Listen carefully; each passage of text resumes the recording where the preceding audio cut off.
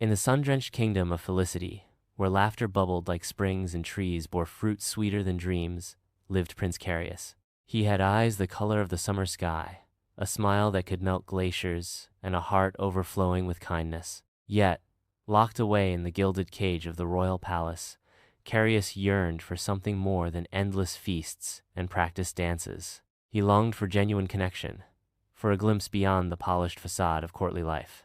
At the edge of felicity, nestled amongst the bustling marketplaces and fragrant bakeries, lived Barnabas. He was a boy of dust and dreams, a beggar with nimble fingers, and a spirit as bright as the polished gold coins he never possessed.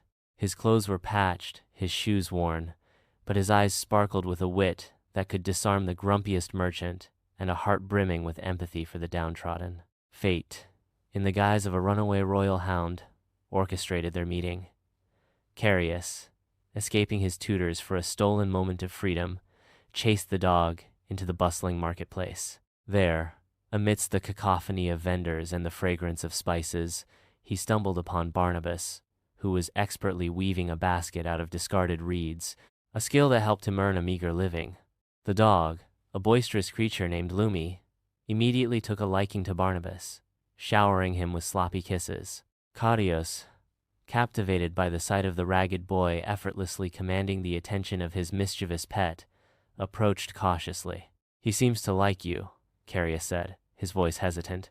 Barnabas looked up, his eyes widening in surprise. He recognized the royal crest embroidered on the boy's tunic. "He's a friendly dog," he replied, a hint of amusement in his voice. And so began an unlikely friendship. Carius, disguised in borrowed clothes Barnabas scavenged for him, would sneak out of the palace to meet Barnabas at the outskirts of the marketplace. They explored hidden alleyways, listened to the tales of traveling performers, and shared dreams under the starlit sky. Carius learned about the real felicity, the one beyond the palace walls, where struggle and resilience existed alongside the perpetual sunshine. Barnabas, in turn, learned about the burdens of royalty, the loneliness that could exist even amidst abundance. Their secret couldn't last forever. The king, a stern but loving man, discovered Carius's escapades. He was furious. Princes, he declared, did not consort with beggars. Carius was confined to the palace, his heart heavy with the loss of his friend. Barnabas, too, felt the sting of separation.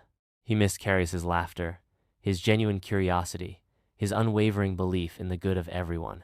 He knew that their friendship was now forbidden, but he couldn't bear to lose it completely. One day, a messenger arrived at Barnabas's makeshift home, bearing a small, intricately carved wooden bird. It was a gift from Carius, a silent promise that he hadn't forgotten him. Barnabas, inspired by the bird, began to craft similar trinkets, each one imbued with the memories of their shared adventures. He sold them in the marketplace, his heart filled with both sadness and hope. News of the Wonder Weaver's creations reached the queen, a woman of gentle wisdom. Intrigued, she sought out Barnabas. She saw in his humble demeanor and creative spirit the very qualities she wished her son possessed: empathy, resilience, and a genuine connection to the people of felicity. The queen, understanding Carius's yearning for authenticity, devised a plan. She convinced the king to hold a grand contest. Artisans from across Felicity would be invited to create a masterpiece that best represented the spirit of the kingdom. The winner would be granted a place of honor in the royal court. The king, skeptical but willing to appease his wife, agreed. Word spread like wildfire throughout Felicity. Barnabas, fueled by the hope of seeing Carius again, poured his heart and soul into his creation.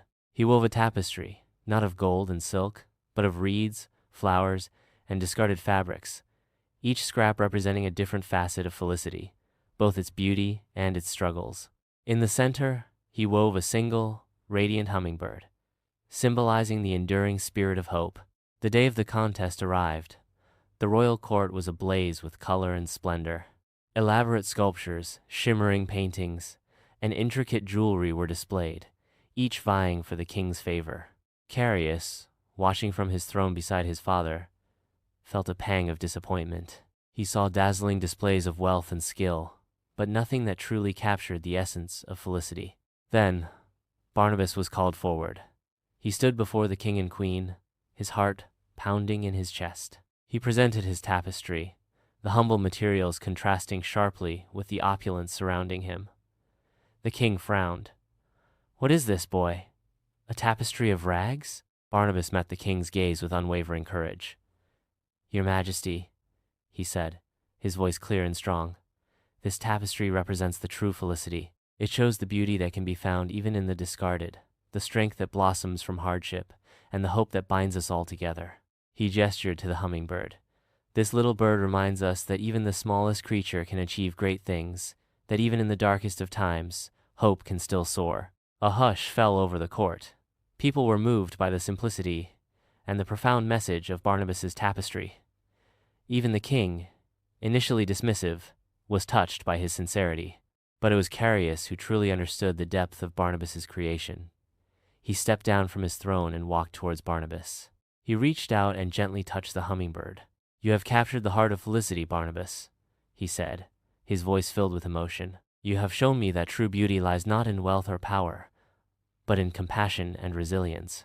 The king, witnessing the genuine connection between his son and the beggar boy, finally understood. He saw that Carius needed Barnabas, not as a mere companion, but as a reminder of the true values of felicity. He declared Barnabas the winner of the contest and decreed that he would become a member of the royal court, not as a servant or a novelty, but as an advisor, a voice for the everyday people of felicity. And so, Prince Carius and Barnabas, the beggar who wove dreams, continued their friendship, no longer in secret, but in the open light of felicity. They worked together to make their kingdom even more worthy of its name, ensuring that happiness wasn't just a facade, but a reality for all its citizens. Carius learned to rule with compassion and wisdom, guided by Barnabas's unwavering empathy. Barnabas, in turn, used his newfound influence to advocate for the poor and the forgotten, weaving a tapestry of unity and understanding across the kingdom. And together, they proved that true happiness isn't found in golden cages or fleeting luxuries, but in genuine connection, unwavering kindness, and the enduring power of hope.